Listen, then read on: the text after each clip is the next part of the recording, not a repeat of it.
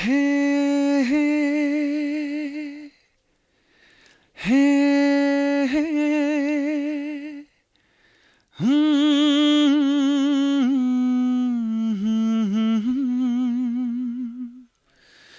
ओ आहा, सोचेंगे तुम्हें प्यार करके नहीं, ये दिल बेकरार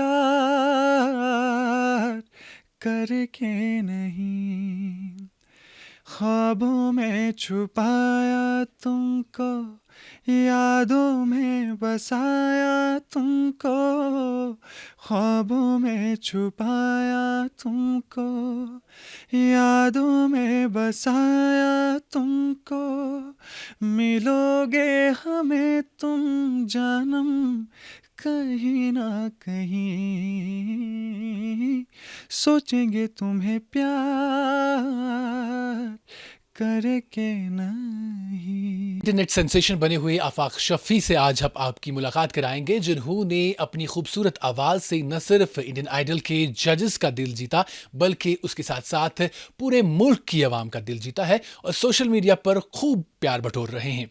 आफाक शफी, जिनका ताल्लुक शालीमार श्रीनगर से है, उनसे आज आपकी मुलाकात कराने जा रहे हैं। और ये सफ़र यानी कब से लेकर उनको म्यूज़िक का शौक़ हुआ और इंडियन आइडल तक पहुंचना और अब टॉप 20 में जगह बनाना कितना मुश्किल था और क्या क्या पापड़ उन्होंने इसके लिए बेले हैं, ये सब पर आज हम उनके साथ बात करेंगे और ये खुसूसी बातचीत जो है आप तक हम पहुंचाएंगे। आफाक साहब, सबसे पहले बहुत बहुत मुबारक हो आपको एक्सेलसियर टीम की तरफ से, आप टॉप 20 में जो है आपने जगह बनाई है। जी thank you so much. First of all अस्सलाम वालेकुम, मेरा नाम आफाक शफ़ी है और मैं शालीमार श्रीनगर से हूँ। और मैं इंडियन आइडल में गया था, तो मैंने पिछले साल भी ऑडिशन दिया था, तो उसमें मैं डिस्क्वालीफाई हुआ था ग्राउंड ऑडिशंस में ही। तो उनके पास फिर मौजूद होते हैं नंबर वगैरह, तो उन्होंने मुझे कॉल किया था, बोला कि इंडियन आइडल का ऑडिशन हो रहे हैं दिल्ली में, तो आप आ सकते हो। मैं बोला हाँ आ सकता हूँ। बोला कि आप 2 वीडियो हमें सेंड करो, तो हम पहले आपको ऑनलाइन ऑडिशन करेंगे। तो उन्होंने ऑनलाइन ऑडिशन किया था, तो उसमें मुझे उन्होंने सेलेक्ट किया था। तो मैंने सोचा यार अभी तो सिलेक्ट हो गया, यार क्या पता वहाँ पे सिलेक्ट हो जाऊँ कि नहीं, क्योंकि वहाँ पे मतलब जो भी आते हैं एक्सपीरियंस के साथ आते हैं, मेरा कुछ एक्सपीरियंस ही नहीं था। तो मैंने एक काम किया, मैंने बोला नहीं यार देखते हैं क्या होगा। तो मैंने घर वालों को बोला कि इंडियन आइडल वाले कॉल कर रहे हैं, तो उन्होंने मेरा ऑडिशन लिया, तो मैं सिलेक्ट हो गया हूँ ऑनलाइन ऑडिशन के लिए। तो उन्होंने बोला ठीक है, तो लेकिन कहाँ जाना पड़ेगा? मैं बोला दिल्ली जाना पड़ेगा। बोला ठीक है कोई बात नहीं, आप जाओ। पापा ने बोला, मतलब मम्मा भी सपोर्ट करती है, पापा भी सपोर्ट करते हैं, सब लोग सपोर्ट करते हैं। पहले तो नहीं था, तो अभी करते हैं, क्योंकि फिर उन्होंने बोला कि आप जाओ कोई बात नहीं, जितना भी आपको जो भी आपको लगेगा मैं आपके लिए हाजिर हूँ। तो मैं फ़र्स्ट ऑफ ऑल शुक्रिया करता हूँ अल्लाह ताला का, उसके बाद अपने घर वालों का, कि उन्होंने मुझे बहुत सारा सपोर्ट किया। तो जब मैं दिल्ली पहुँचा, तो मैं ऑडिशन देने के लिए गया था, तो वहाँ पे मेरे से बहुत सारे सॉन्ग सुने गए। तो उन्होंने बोला कि आप सीखे हुए हो? मैंने बोला मैंने कभी सीखा नहीं है, मैंने जो भी कर रहा हूँ अभी, तो वो मैंने सोशल मीडिया के ज़रिए सीखा है, यूट्यूब के ज़रिए सीखा है, और मैंने सुन सुन के गाने सीखे हैं। बोला ठीक है कोई बात नहीं, तो यहाँ पे तो आपको म्यूज़िक के साथ भी गाना पड़ेगा। मैंने बोला सर मैं कोशिश करता हूँ, मैं करता हूँ। उन्होंने बोला ठीक है। तो मेरे बहुत सारे ऑडिशंस हो गए पहले दिल्ली में, तो मैं दिल्ली में सेलेक्ट होके मुंबई के लिए गया। तो मुंबई गया, तो मुंबई में भी बहुत सारे राउंड्स हो गए। यानी जो वीडियो इस वक्त सोशल मीडिया पर वायरल हो रहा है आपका, जो आपने शानुदा का गाना गाया है, उससे पहले की ये बात है? ये उससे पहले की बात है। मतलब बहुत सारे ऑडिशंस होते हैं, ये नहीं है कि आप यहाँ से जाके सीधे टीवी पे जाओगे, वो मतलब वो पॉसिबल ही नहीं है। तो पहले बहुत सारे राउंड्स होते हैं, लगभग 25 टू 30 राउंड्स होते हैं वहाँ पे। तो फिर जब मैं मुंबई के लिए सिलेक्ट हो गया, तो मैंने घर वालों को कॉल किया, मैं मुंबई के लिए सिलेक्ट हो गया। उन्होंने बोला ठीक है कोई बात नहीं। फिर मैं मुंबई के लिए गया, तो वहाँ पे मैंने ऑडिशन दिया। तो मैं 3 दिन वहाँ पे ऑडिशन देने के लिए कंटिन्यू जा रहा था। 3 दिन वहाँ पे, 3 दिन ऑडिशन कंटिन्यू चले। तो उसके बाद मुझे एक व्हाट्सएप पे एक मैसेज आया। तो मैं होटल पे बैठा था, जहाँ पे मैंने होटल लिया था मुंबई में। तो मुझे मैसेज आया कि आप सिलेक्ट हो गए टीवी राउंड के लिए। मैं इतना ज़्यादा खुश हो गया, मैंने सोचा यार, मैंने ये सोचा नहीं था कि मैं टीवी ऑडिशन में आऊँगा, क्योंकि मुझे उनके सामने गाना है, मतलब जो बॉलीवुड में है और जो भी वो है, मतलब जिन्हें देख देख कर हम बड़े हुए हैं। जिन्हें देख देख के हम बड़े हुए हैं और सुन सुन के मैंने मतलब सीखा है। तो उसके बाद क्या हुआ, तो मैं फिर इंडियन आइडल स्टेज पे गया। तो उन्होंने बोला कि आप कहाँ से हो? मैंने बोला मैं कश्मीर से हूँ। तो बहुत ज़्यादा खुश हो गए, पहले कश्मीर का नाम सुनते ही वो बहुत ही ज़्यादा खुश हो गए। तो कुमार सानू जी ने ये भी बोला कि मैं कश्मीर नहीं गया हूँ कभी, तो आप ज़रिया बन के आए हो मुझे, मैं वहाँ आऊँगा, आपके ज़रिए से जाऊँगा वहाँ तक। मैंने बोला ठीक है। तो मैं बहुत खुश हुआ, क्योंकि हौसला अफजाई होगी, पहली हौसला अफजाई होगी, मैंने अभी गाया नहीं था। तो उन्होंने मेरी हौसला अफजाई की, तो मेरा वो डर निकल गया। जो भी मुझे वहाँ तक वो डर था, मैं सोच रहा था यार कैसे गाऊँ मैं इनके सामने, क्योंकि मुझे उनका ही गाना दिया गया। तो मैंने सोचा यार ओरिजिनल सिंगर बैठे हैं यहाँ पे, तो मैं इसके सामने इसी का सॉन्ग गाऊँ यार, ये तो बहुत बड़ी बात है। लेकिन जब मुझे हौसला अफजाई की उन्होंने, तो मेरा डर निकल गया, मैं पूरा काम रह गया। तो उसके बाद मैंने गाना स्टार्ट किया, और उन्होंने बोला आप कैसे गाओगे? मैंने बोला मैम, वहाँ पे श्रेया घोषाल जी थी, विशाल दल्लानी जी थी। तो श्रेया घोषाल जी ने बोला आप कैसे गाओगे? तो मैंने बोला मैं बिना सुर के गाऊंगा, मतलब मैंने म्यूज़िक पे नहीं गाया।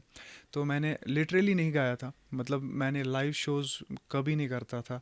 तो जो भी करता था मैं स्टूडियो जाता था, स्टूडियो में गाता था, मतलब वहाँ पे मुझे सिखाते थे। तो मुझे मतलब एक चीज़ प्रॉब्लम थी, मुझे थोड़ी सी मतलब रिदम प्रॉब्लम थी, क्योंकि मैंने कहीं सीखा नहीं था। तो वो भी अल्लाह की मदद से ठीक हो रही है। मतलब एक सिंगर के लिए एक मतलब ताल ज़रूरी होता है। मतलब सिंगर अगर बेसुरा है ना, वो चलता है, थोड़ा सा बेसुरा है चलता है, लेकिन बेताल वो नहीं चलता है। तो इसी में मुझे अपने एक बड़े भाई मिले, मतलब वो बड़े भाई भी है और उस्ताद भी है, रासिक इम्तियाज़ खान साहब। उन्होंने मुझे मतलब उसमें थोड़ा सा नहीं, बहुत ज़्यादा मेहनत की उन्होंने मुझे। तो जब मैं आपको ये बोलूँगा, जब मैं इंडियन आइडल पहले यहाँ पे जब मैंने उनको बोला कि मैं सिलेक्ट हो गया हूँ, तो मैं रासिक भाई के पास आया। तो उन्होंने बोला कोई बात नहीं, मैं आपके लिए हाजिर हूँ, जो आपको करना है मैं आपके लिए हूँ, मैं आपके लिए मतलब मैं आपको सिखाऊंगा। मैं बोला ठीक है।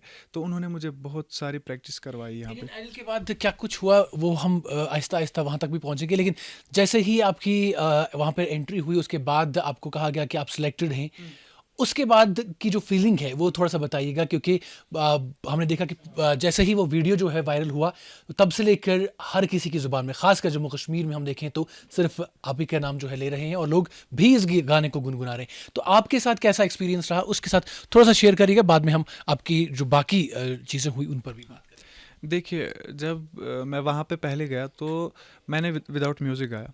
फिर उसके बाद मुझे एक स्केल दिया गया, बोला कि इस स्केल पे गाओ, मैंने उस स्केल पे भी गाया। फिर दूसरी स्केल दी गई, बोला इस स्केल पे गाओ, मैंने इस स्केल पे भी उस स्केल पे भी गाया था। तो उसके बाद उन्होंने बोला कि अब म्यूज़िक के साथ गाना है। तो मैं थोड़ा सा अंदर से नर्वस था, लेकिन मैंने बोला नहीं यार, मैं करूँगा, यहाँ तक आया हूँ तो, लेकिन करूँगा, ज़रूर करूँगा। तो उन्होंने म्यूज़िक बजाया, तो मैंने म्यूज़िक पे गया, मुझे बहुत सारा प्यार दिया उन्होंने कमिट्स भी बहुत ज़बरदस्त किए, और स्टैंडिंग ओवेशन भी मिली मुझे। तो मेरा डर पूरा निकल गया। तो जब मैंने गोल्डन टिकट ली, तो मैं मतलब बोल रहा था कि मतलब ये शायद मेरा एक सपना है, मतलब मैं शायद सपना देख रहा हूँ। तो मैंने खुद को ऐसे कि मैं बोला यार, मैं सपना तो नहीं देख रहा हूँ। तो मैंने सोचा फिर नहीं यार, रियलिटी है। आफाक शफ़ी साहब जो हैं, ये इनकी एजुकेशन वगैरह कहाँ से हुई है, और कैसे म्यूज़िक की तरफ रुझान रहा इनका, थोड़ा सा उसके। मेरी schooling Kashmir Harvard education school से हुई है। तो उसके बाद मैं हायर सेकेंडरी शालीमार में ही पढ़ा था। तो उसके बाद मैंने कॉलेज ज्वाइन किया, वो मैंने गांधी कॉलेज किया था। तो अभी मैं एमए के लिए तैयारी कर रहा हूँ। तो क्या हुआ, मैं स्कूल में प्रेयर पढ़ाता था। तो पहले घर वाले सपोर्ट नहीं करते थे, तो मैं प्रेयर वगैरह पढ़ाता था। वहाँ पे कुछ भी शोज़ होते थे तो मैं करता था, सारा कुछ हैंडल मैं करता था। तो उसके बाद मेरे उस्ताद जो थे, मतलब वहाँ पे टीचर्स थे, तो उन्होंने मेरे घर वालों को बोला, मेरे पापा को बोला, स्पेशली बोला कि यार आपके बेटे में टैलेंट है, तो ये स्कूल तक नहीं रहना चाहिए, इस स्कूल से बाहर भी जाना चाहिए, मतलब ये पूरे इंडिया में नाम कमाना चाहिए, मतलब इसमें इतना टैलेंट है। तो मेरे पापा ने बोला ठीक है यार, आपका मतलब आपको ये शौक़ है तो कोई बात नहीं, ठीक है, करो क्या करना है। तो 2019 में मैंने अपनी यूट्यूब चैनल खोली, आफाक शफ़ी के नाम से। तो मैंने उस पर कंटेंट डाले। तो उस पर पहला कंटेंट मैंने डाला था मौज। तो उस पे लोगों ने बहुत सारा प्यार दिया। तो उससे मुझे मतलब एक होप मिला कि नहीं, लोग मुझे सुनेंगे और मेरा कंटेंट इनको पसंद आया तो मैं और कंटेंट्स बनाऊंगा। फिर मैंने 4-5 सॉन्ग्स बनाए, बहुत ज़्यादा सपोर्ट मिला। तो अभी शुक्र अल्लाह का, मेरे सब्सक्राइबर्स भी बहुत ही बढ़ गए हैं। हाँ। जिस तरीके से हम सब जानते हैं कि शौक होना और शौक को फिर पूरा कर पाना ये अपने आप में एक बहुत बड़ी बात होती है। हर कोई यहाँ पर बाथरूम सिंगर बनता है या फिर प्रेयर पढ़ा लेता है या उसके बाद हम स्कूल में नात शरीफ या गाना वगैरह भी गा लेते हैं। लेकिन इंडियन आइडल की तरफ किस तरीके से आपका जहन गया, और जिस शो को आप अपने घर पे बैठ कर देखते थे, आज अपने वालिदैन जो हैं उसी शो को आपको उस शो में गाते हुए देख रहे हैं, कैसी वो चीज़? ये ऐसे ही हुआ कि मतलब मेरा जब ये बचपन का शौक था कि मैं जाऊंगा, वहाँ पे जाऊंगा, इनके सामने गाऊंगा, क्योंकि मेरा एक वहाँ पे एक एक्सपीरियंस मिल जाएगा, वो मैं अपने कश्मीर के लोगों से शेयर कर सकूँ। मतलब वहाँ पे जितना भी एक्सपीरियंस है, कैसे कैसे गाना होता है और कितने ऑडिशंस होते हैं, टीवी ऑडिशन तक कितने ऑडिशन होते हैं। तो मेरा एक मतलब कैसे सफ़र रहा, मैंने आपको पहले ही बोला कि मैं पिछले इंडियन आइडल में भी गया था, तो लेकिन मैं ग्राउंड ऑडिशन में ही डिस्क्वालीफाई हुआ था। लेकिन मैंने एक चीज़ सीखी वहाँ पे, जो मेरे साथ वहाँ पे कॉन्टेस्टेंट्स थे वो अलग अलग जॉनर के थे। तो मैंने सबसे कुछ ना कुछ ले लिया और अपने दिमाग में रख लिया। मैंने सोचा कि नहीं, मुझे बस ये नहीं करना, मुझे सीखना भी है, मुझे सिखाना भी है। तो इसीलिए मैंने वो एक्सपीरियंस लिया था पिछले साल। तो आज अगले साल मतलब फिर उसके बाद जो अभी इंडियन आइडल सीज़न 14 है, इसके लिए मैंने फिर घर में बहुत ज़्यादा तैयारी की और मैं स्टूडियो आता था। मैंने पहले ही बोला कि राशिक इम्तियाज़ खान साहब वो मेरे बड़े भाई भी है और वो उस्ताद भी है मेरे, मतलब उसने मुझे रिदम सिखाया। तो उसकी वजह से उन्होंने मुझे प्रैक्टिस करवाई यहाँ पे। तो फिर शुक्र अल्लाह का, पहले तो अल्लाह ताला का शुक्रगुजार हूँ कि उन्होंने मुझे वहाँ तक पहुँचाया, फिर उसके बाद घर वालों का और फिर उसके बाद राशिक भाई का। घर से उन्होंने ही गाइड किया था आपको इंडियन आइडल की तरफ? हाँ बिल्कुल, उन्होंने बोला। मैंने घर वालों को ये भी बोला था कि अरे मैं नहीं जाऊँगा वहाँ पे बहुत सारे मतलब सीखे हुए हैं, वहाँ पे मैंने सीखा नहीं है, कैसे सिलेक्ट हो पाऊँगा। लेकिन मेरे फिर घर वालों ने बोला नहीं आप जाओ, आपका क्या पता क्या होगा, नहीं आप जाओ, कोई बात नहीं, जो होगा देखा जाएगा। तो फिर मैंने एक काम किया, मैंने बोला नहीं मैं जाऊँगा। फिर मैं वहाँ पे गया। तो फिर मैंने वहाँ पे परफॉर्म किया और जज। बाकी सब जो है हम जानते हैं। हाँ देखिए, बिल्कुल। एक यहाँ पे वालिदैन की भी आपने बात की और इसके साथ साथ आपने गाइडेंस की भी बात की। सबसे पहले वालिदैन के हवाले से बात करते हैं, क्योंकि जब भी हम अपने बच्चों को स्कूल में दाखिल करते हैं तो वालिदैन का यही शौक़ रहता है, ख़ासकर जम्मू कश्मीर में, कि हमने अपने बच्चे को जी या तो इंजीनियर बनाना है या डॉक्टर बनाना है या फिर उसे IAS KS वगैरह की तैयारियाँ करवानी है। ये जैसे ही बच्चा पैदा होता है तब से यहाँ के वालिदैन के जहन में होता है। लेकिन आपके साथ आपके वालिदैन का सलूक कैसा रहा जब आपने कहा कि मुझे म्यूज़िक के साथ शौक़ है, मैं इसमें आगे जाना चाहता हूँ? और कैसे शुरुआत हुई और कैसे सपोर्ट फिर मिला? सारे वालिदैन अपने बच्चे के लिए अच्छा ही चाहते हैं। तो किसी का कुछ और ख्वाब होता है, किसी का कुछ और होता है। तो पढ़ाई भी ज़रूरी है, ये बहुत ही ज़रूरी है, क्योंकि देखिए पढ़ाई के बगैर इंसान कुछ भी नहीं है। मतलब कशीर पर वनान इल्म छु गाश, ये पज पे गाश, जिस कालस ने इल्म आस तिस कालस वात इंसान कुन। तो ये भी है, मतलब देखिए ये तो ज़रूरी है, लेकिन किसी का वो अपना होता है, वो अंदर से वो गॉड गिफ्टेड होता है। किसी का मतलब किसी का शौक़ होता है क्रिकेट में, किसी का होता है सिंगिंग में, किसी का कुछ और होता है। मैं ये बोलना चाहता हूँ कि जिसमें जिसका शौक़ है ना, मैं वालिदैन से मतलब गुजारिश करना चाहता हूँ अपने बच्चों को उसमें जाने दो, मतलब सपोर्ट करे वो। हाँ, पहले तो मैंने यही बोला कि पहले सपोर्ट नहीं था। पहले घर वाले बोलते थे कि नहीं यार क्या कर रहे हो आप, क्यों कर रहे हो ऐसा, आप पढ़ो, कुछ बनो, IPS बनो, कुछ बनो। लेकिन मैंने पापा को बोला था मैं पढ़ूंगा भी, लेकिन ये भी करूँगा, क्योंकि मैं ये ज़ाया नहीं करना चाहता हूँ। क्योंकि मेरे गले में कुछ है, मतलब सब बोलते हैं, मैं खुद नहीं बोलता हूँ, सब बोलते हैं कि जब मैं कहीं पे भी जाता था, मेरे फ्रेंड्स वगैरह जो भी थे वो मुझे बोलते थे यार कुछ सुना यार। मैं सुनाता था उनको मज़ा आता था मेरे साथ। तो फिर जब पापा को किसी ने बोला नहीं यार आप गलत कर रहे हो, आप क्यों नहीं जाने देते हो उसको, करने दो जो करना है। फिर पापा ने बोला ठीक है। पहले तो वो मानते ही नहीं थे, तो लेकिन जब लोगों ने उनको बोला कि नहीं आपके बेटे में टैलेंट है तो इसको निखारो, इसको बाहर निकालो, वो मतलब ये गाता है, बस ये घर में गाता है, स्कूल में गाता है, फ्रेंड्स के सामने गाता है, इसको तो कोई जानेगा भी नहीं। तो फिर पापा ने सपोर्ट किया, फिर शुक्र अल्लाह का, पापा ने बहुत ज़्यादा सपोर्ट किया, फाइनेंशियली भी बहुत ज़्यादा सपोर्ट किया। तो फिर पापा ने बोला कोई बात नहीं, जो भी आपको करना है आप करो, लेकिन गलत के बगैर। और अल्लाह ताला मेहनत हाँ, अल्लाह ताला मेहनत करने एक और भी बात रहती है, जब भी हम वादी कश्मीर के हवाले से बात करते हैं तो हम देखते हैं कि अक्सर बेशतर हमें वो चीज़ें मुहैया नहीं होती हैं जिनको पाकर हम इससे भी ज़्यादा आगे जा सकते थे। फॉर एग्जांपल, अगर म्यूज़िक के हवाले से बात करें तो यहाँ पर कोई ऐसी म्यूज़िक एकेडमी अभी तक जो हमारी नज़र से नहीं गुजरी है जहाँ पर बच्चे सीख सकते हैं इस चीज़ को।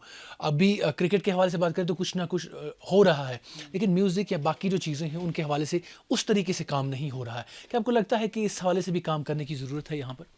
हाँ जी, बिल्कुल, बिल्कुल, क्योंकि देखिए कश्मीर के जो यूथ है ना, बहुत सारा टैलेंट है, लेकिन एक्सपोज़र की कमी है। वो कैसे हम गेन करेंगे, जब तक ना कोई सिखाने वाला होगा यहाँ पे। तो मैं ये चाहता हूँ कि जो जो कुछ भी हो, स्पोर्ट्स हो, म्यूज़िक हो, बस एक एकेडमी खुलनी चाहिए यहाँ पे, जहाँ पे सारे मतलब सारे कश्मीर के यूथ वहाँ पे एक्सपीरियंस हासिल करे और अपना नाम रोशन करे। अब क्योंकि आफाक साहब को जो है उनकी आवाज़ की वजह से इस वक्त न सिर्फ वादी कश्मीर बल्कि पूरे मुल्क के लोग जानते हैं। अभी टॉप 14 सेलेक्ट हो गए वहाँ पे। तो मैं यही चाहता हूँ कि मुझे जैसे लोगों ने अभी तक सपोर्ट किया, तो इससे आगे भी सपोर्ट की ज़रूरत है मुझे। तो जब मैं टॉप 14 में जाऊँगा तो उसके बाद एपिसोड्स चलेंगे। तो मतलब टॉप 14 के बाद ही हम आपको टेलीविज़न पे देख सकेंगे? आप अभी भी टेलीविज़न पे देखते हो मुझे, मतलब आपने देखा होगा। तो अभी थिएटर राउंड आएगा, उसके बाद टॉप 40 निकलेगा। टॉप 14 मतलब फिर उसके बाद एपिसोड्स चलते हैं, वो फिर टॉप 5, फिर उसके बाद टॉप जो वहाँ पे होगा विनर होगा। तो मैं ये चाहता हूँ अल्लाह ताला मुझे इंडियन आइडल का विनर बनाए, और वहाँ पे जितना भी एक्सपीरियंस होगा वो मैं गेन करके अपने कश्मीर के यूथ के साथ शेयर कर सकूँ। वो मेरे लिए एक बहुत बड़ी बात होगी। बहुत बहुत आपको मुबारक हो, और हम उम्मीद करते हैं कि आप वाकई में इंडियन आइडल का ख़िताब जो है जीत कर लाएं, और न सिर्फ वादी कश्मीर का बल्कि पूरे जम्मू कश्मीर का और अपने वालिदैन का नाम रोशन करें। जाते जाते एक आखिरी मैसेज तमाम नौजवानों के लिए जिनके अंदर सलाहियत है, लेकिन ना या तो उनके वालिदैन नहीं चाहते हैं उस चीज़ को आगे बढ़ा सकें, और ना ही उनके पास वो ज़रिए हैं कि वो आगे बढ़ा सकें, उनके लिए क्या मैसेज रहेगा? बस मैसेज यही है कि मेहनत, मतलब जितना इंसान मेहनत करेगा उतना अल्लाह ताला उनको फल देगा। और जो पेरेंट्स अपने बच्चों को सपोर्ट नहीं करते, चाहे वो मौसीकी हो चाहे वो स्पोर्ट्स हो, मैं उन पेरेंट्स से गुजारिश करता हूँ कि प्लीज़ उनको ये सब करने दें। क्योंकि इससे जब देखिए देखिए क्या होता है आजकल की यूथ में, बहुत ज़्यादा डिप्रेशन है। वो इसकी वजह से है क्योंकि उनका कुछ बैकग्राउंड इशू होता है, मतलब या तो उनका फाइनेंशियल प्रॉब्लम, या वो चीज़ जिसमें उनका दिल होता है और घर वाले नहीं मानते हैं, उससे डिप्रेशन। मैं ये चाहता हूँ कि मैं वालिदैन को ये गुजारिश करता हूँ कि वालिदैन को ये गुजारिश करना चाहता हूँ, प्लीज़ अपने बच्चों को ख़राब मत करो, और अपने बच्चों को जितना चाहे ना उतना सपोर्ट करो। जिनकी आंखों में ख्वाब होते हैं वो अपने ख्वाब पूरे करें तो आसमान की बुलंदियों तक छू सकते हैं। बहुत शुक्रिया आफाक साहब बात करने के लिए। तो नाज़रीन किराम, ये थे इंटरनेट सेंसेशन आफाक साहब हमारे साथ बात कर रहे थे, जिन्होंने इंडियन आइडल में जो है हाल ही में जो है वहाँ पर अपना ऑडिशन दिया था और टॉप 20 के लिए ये चुने गए हैं। इसके बाद जो है थिएटर राउंड्स होंगे, उसके बाद टॉप 12 जो है, टॉप 14 जो है वो चुने जाएंगे, और उसके बाद एपिसोड्स वगैरह शुरू होंगे। और इन्होंने अपनी तैयारियां जो हैं अभी से शुरू कर दी हैं, क्योंकि रिदम का इनका मसला था। जिस तरह से हमने देखा था उस एपिसोड में भी हमने देखा था कि ये बिना म्यूज़िक के गा रहे थे और म्यूज़िक के साथ इनको गाने को थोड़ा सा प्रॉब्लम हो रही थी, लेकिन अब उन चीज़ों पर काम कर रहे हैं और इनको मेंटोर भी कर रहे हैं। यहाँ पर वादी कश्मीर के ही कुछ लोग हैं और पूरी तरीके से इनको तैयार किया जा रहा है, और उम्मीद की जा रही है कि इस दफ़ा जो है इंडियन आइडल का ख़िताब जो है वो वादी कश्मीर ही आए। हम भी उम्मीद करते हैं कि ये ख़िताब जो है इंडियन आइडल का वो वादी कश्मीर ही आए। इसी उम्मीद के साथ दीजिए मुझे और मेरे कैमरामैन जावेद डार को इजाज़त। आप देखते रहिए एक्सेलशियर न्यूज़।